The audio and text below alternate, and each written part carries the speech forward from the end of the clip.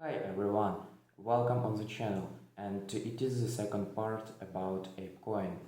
Okay, what is ApeCoin and who is behind it? Distribution and free money. The distribution model for ApeCoin further complicated that question of agency.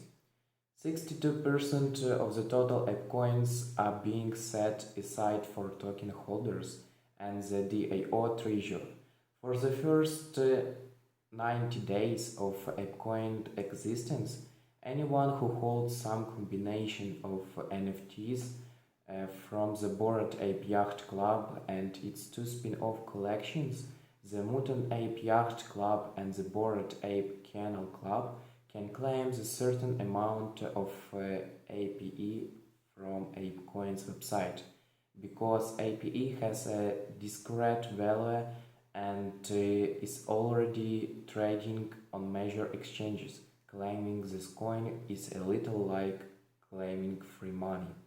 For each Bored Ape you own, you are entitled to 10,094 APE. That's around $150,000 at today's prices, about half of what you had need to buy yourself another Bored Ape. So far, around 110 million APE tokens have been claimed by NFT holders. There is a convenient dashboard for tracking APE tokenomics, courtesy of a Dune Analytics wizard called Hildobi. The other 38% of the ApeCoin is set aside for initial contributors and also the Jane Goodall Legacy Foundation, which supports conservation efforts for real-life jungle primates. Yuga Labs is getting 150 million APE, 10 million of which will go to the Jane Goodall Legacy Foundation. Next, 140 million APE goes to the companies and people that helped make this project a reality. And as yet unnamed group that most likely includes members of the Yuga Labs team. And 80 million APE goes to the founders of Yuga Labs. All these coins are locked for the first 12 months, so holders can't just cash out and tank the price. The free money token claim concept for NFTs isn't a new one. Back in September, a developer launched a cryptocurrency called Adventure Gold as a companion to an ascendant NFT collection called Loot. Anyone with a Loot NFT was automatically entitled to a certain amount of AGLD, and claiming those tokens meant coming into tens of thousands of dollars without any extra effort. In this sense, an NFT can function as a license to print money. Again, Yuga Labs claiming zero responsibility for ApeCoin. It's just taking a significant chunk of the profits. Is this legal?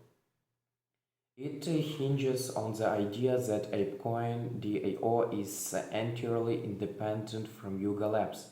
If Yuga Labs issued a token explicitly as a reward for Bored Ape holders, you could more easily make the argument that a Bored Ape is a kind of investment and therefore subject to securities regulations, in the way that certain stocks pay dividends. Part of the value of investment-style NFTs would be tied to the perks they could get you down the line.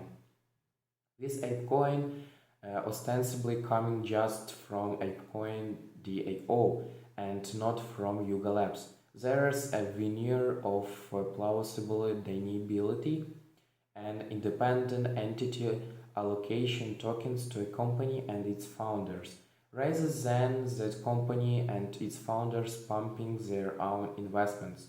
Of course, traditional companies do this all the time via initial public offering of stocks. The difference is the ApeCoin offering is essentially unregulated because in the US the Securities and Exchange Commission still doesn't oversee NFTs. At least for now, according to the Rohan Gray, a law professor at Willamette University and crypto regulation, observes the distinction between ApeCoin DAO and Yuga Labs probably also has to do with something called the Hinman test.